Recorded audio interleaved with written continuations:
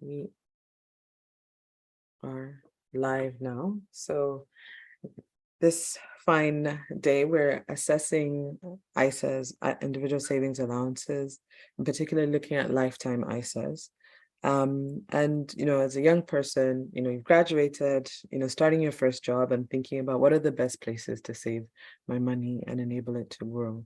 And the UK government in particular is quite generous with allocating money that you can put away free of income tax and free of capital gains tax.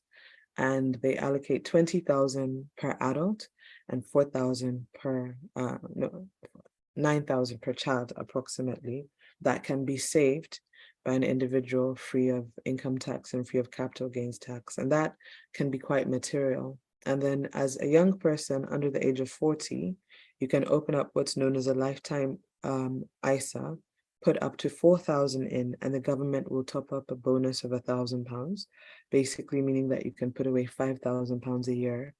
And it must be used towards buying your first property, or it can be accessed in retirement at the age of 60.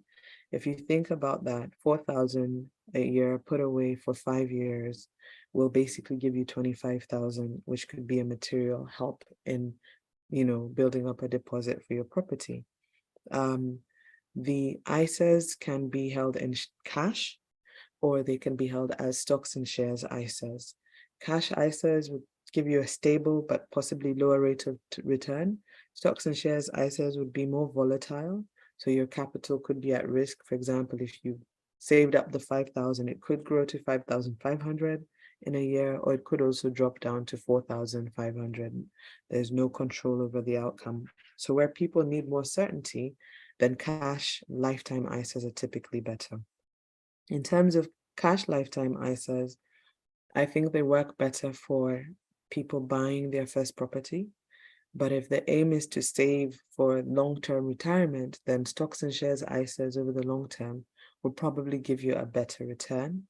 So if you're saving, say, 20 years and 4,000 every year, and then getting the bonus, then at the end of the term, you could have effectively put away 80,000, gotten a bonus of 20,000 from the government, 100,000, and if it grows at a rate between 5 and 8%, your money could potentially be closer to 125,000, right? And that can be significant in retirement. But most people use them to buy their first property.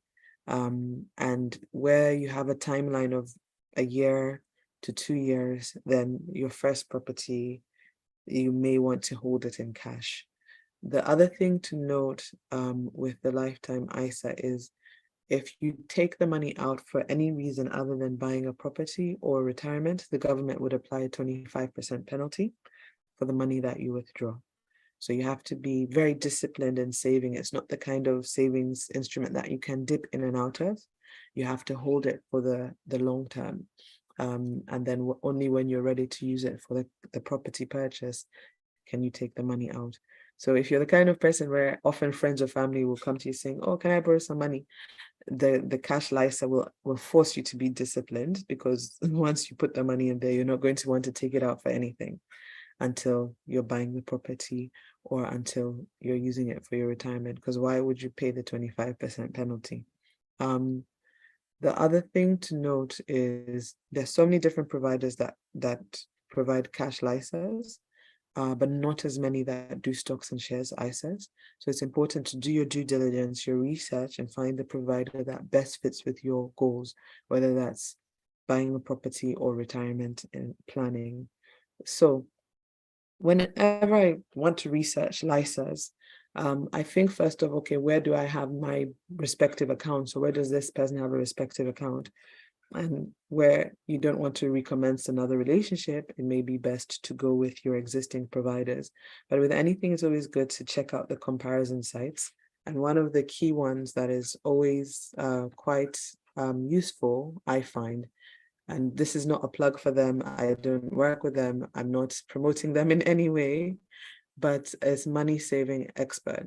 And that's a gentleman called Martin Lewis, who's made a very good, from his financial journalism, he's been able to help a lot of people save and make money. So money saving expert, and on many different things. So if we come to money saving expert website and click lifetime ISA, they do regular research on the best savings rates, the best credit cards, the best. So this is quite a useful website to check. You know, they have a weekly email that you can access as well. So if I type in lifetime ISA or LISA, there we go. How they work and best buys. And this was updated as at 28th of September, which was just the other day, right? So if we come into top lifetime ISAs and we scroll here, it will let you know the top rates at the moment. So Moneybox is an app-only product, so you can download it on your iPhone or Android, as the case may be. I'm not plugging Apple here either. And Moneybox would pay you a rate of 4.25%, right? And you'd get your bonus on top as well, which is not a bad rate. I don't know if they're going to change that at any point or if it's just for now. So if I click on Moneybox, all right, it will show you the list of who's offering what. Moneybox 4.25%, the rate drops to 3.5% after 12 months, which is not bad for a risk-free offer. And then you can see the other options, Beehive, Skipton, Newcastle, etc. Right? I think one of the things we were discussing was Halifax as an option, as your current bank. So Halifax here doesn't seem to, there we go. I was about to say they haven't mentioned their license anywhere. So if we click on Halifax Lifetime ISA and compare, okay, they are looking primarily at investment ISA. So what you're looking for isn't available. However, these brands may offer suitable alternative. So Halifax doesn't offer the lifetime ISA. And what it's actually positioning here is their stocks and shares license with companies like Nutmeg, AJ Bell, and Hargreaves. So if you're looking for a cash license with your bank, always check, does my bank actually offer a cash license, right? And so in this instance, it doesn't look like it does. So one may need to consider opening an account with either a Moneybox, you can do it on the app and be done fairly quickly, or one of these other banks here that looks more promising. For this being the rates and ease of use, I'm not making any recommendations or giving advice, but this could be the one to go for if you're going to go for cash. Now, if you have the risk appetite for it and you don't mind, stocks and shares LISA, it's saying that Doddle, AJ Bell, Hargreaves Lansdowne. I've never heard of Doddle before, but what's interesting here is the minimum amount is £100 or £25 a month, right? Minimum of £100 or £25 a month. Most people I know seem to trade with Hargreaves. AJ Bell is also great. And it's just looking at the fees to buy and sell funds. Hargreaves charges none. If you're buying individual stocks and shares, their fees are quite high. But if you're buying funds, which is probably what one would do for like less life admin and just, you know, a straightforward life, you know, buying funds that invest in a wide range of stocks on your behalf is the ideal. If you scroll down, there's some funds where there's some companies where the funds are pre-selected for you, so you don't need to think about it. So Nutmeg and Moneybox, right, offer you a stocks and shares LISA, where you don't need to think about which funds you pick, they just do it for you. So right now it looks like Moneybox is leading in the LISA space because you can have either a cash LISA with them or a stocks and shares LISA with them. And you can see here what the respective fees are, which are quite, you know, when you think about it, it's a small percentage of what you're putting away. If you're very opinionated about the shares that you want or the funds that you want to use, I'd go for one of these two. Because I haven't heard of Doddle before, I'm just a bit curious. I'm going to click into it and see. So investing need not be scary. Okay. An easy to use, no nonsense investment app. Okay. It's ultimately owned by AJ Bell as well. Yeah. So that's an interesting one. And you can only invest in AJ Bell funds. So at the end of the day, Dawdle investing need not be scary. Okay. So at the end of the day, it's AJ Bell just rebranded. So ultimately, the choices you have are AJ Bell, but a more basic version, I guess, and Hargreaves Lansdowne when it comes to a stocks and shares lifetime ISA. When it comes to cash, the range of options available is much broader. Personally, I'll just go for the highest rates paying one that's the easiest to use as a Gen Z, and then, know that I'm getting the most I can get for my money. So I'm going to pause there and see, you know, if there's any other thing I'd flag about lifetime ISAs.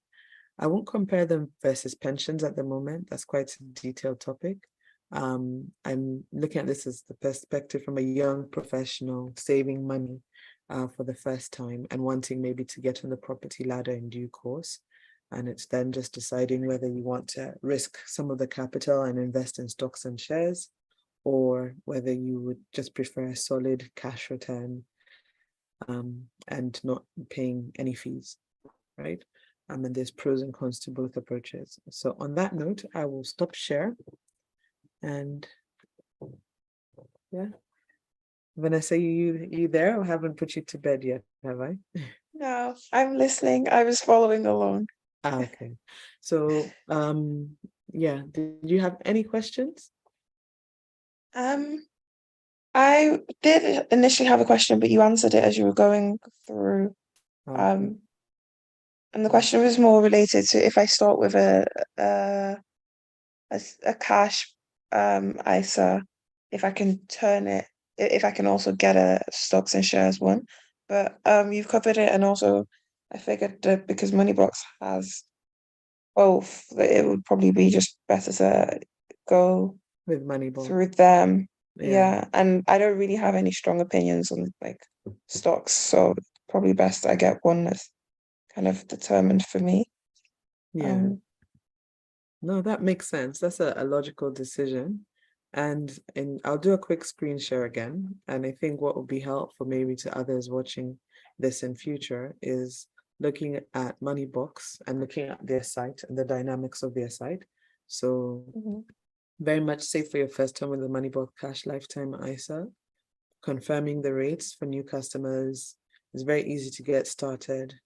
And confirming the rules, right? What we want to also compare is the stocks and shares ISA for Moneybox, right? And so, and a key question here, can Moneybox change the interest rate? Yes, it can go up or down, although the 1 year bonus interest rate will not change. So come after you've held it for 12 months, depending on where interest rates are in the wider economy, where they're quite high at the moment, you might not get 3.79, or you may still get that, so it's a bit outside of one's control, but get the best that you can in the easiest way that you can. Now, if we click on the stocks and shares lifetime ISA for Moneybox, so let's go there and scroll down. And here they should share a bit about what funds and what the options are. So they have cautious, balanced, and adventurous, and a socially responsible shares option. So cautious, you can see the color coding here, means that you only have access to 15% shares, then it's corporate bonds, government bonds, and cash, right? Which is quite risk averse. It means that it might not grow as quickly because bonds don't grow as fast. Bonds, you basically lend money here, it's saying to government and to corporates. So you get an anticipated amount of money back. So it doesn't tend to appreciate. Whereas shares, you're owning an asset value, and that value can appreciate significantly. You're owning a share in a company.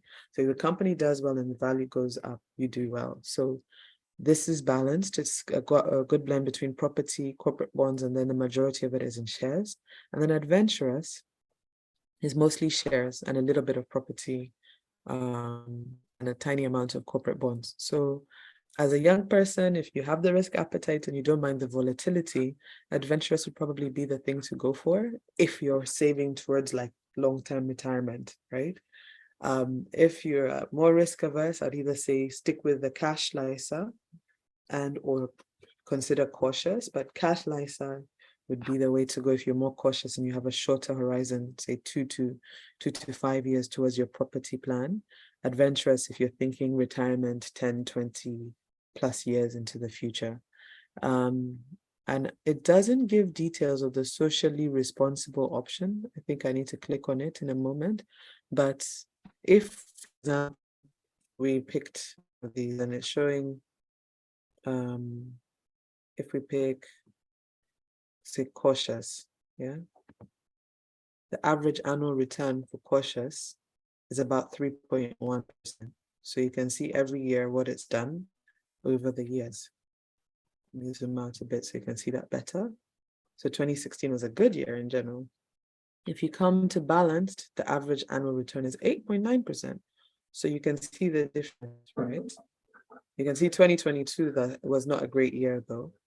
And then if you come to adventurous, 10.1%, right?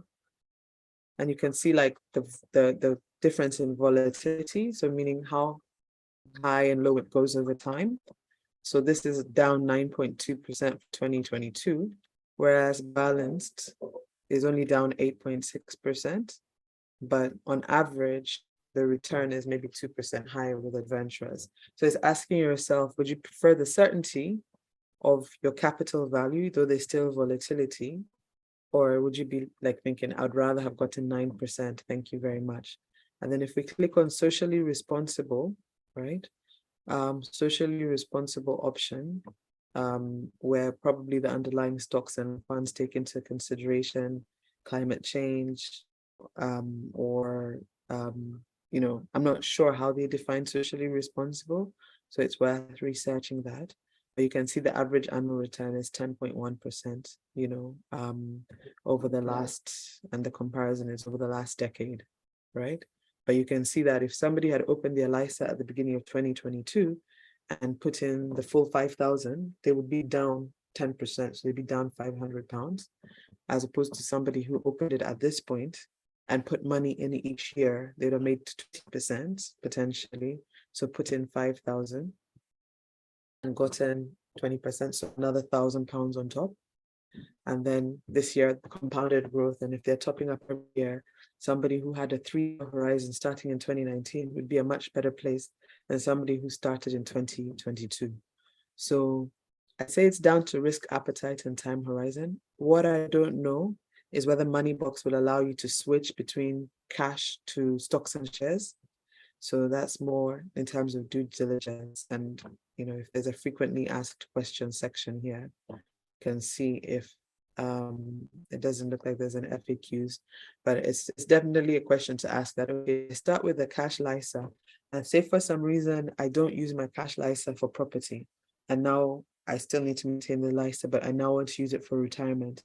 Will Moneybox allow me to switch from a cash LISA to now switch it to stocks and shares? And so that's a question that we probably won't have time to research today because we ran a bit of a schedule. So I'm going to stop share. Costs are there, £1 monthly subscription fee, free for the first 3 months, and then 0.45% charged monthly. And the fund manager. So it's quite cost effective. And then there are a few rules, but I'll let you do your due diligence and provide feedback on it in due course. Now I'll stop share again. Any questions before I round off the stream? Oh, I think now I know kind of where to go to do further research, but I have a good idea of where to start, which is great. Oh no, happy to help. Happy to help real time. I'm going to stop the live stream now, and it's always great. We'll see if we'll do a couple more of these on different topics and areas to consider. It's good to have somebody actually talking to as well. So I might, but yeah, if there's any topics that anyone is interested in, drop a note in the comments. For now, this video is private, but I'll edit it in due course. And so yeah, drop comments if there's any topic that you're interested in. Thank you very much for being my guest on the show and being the person to sort of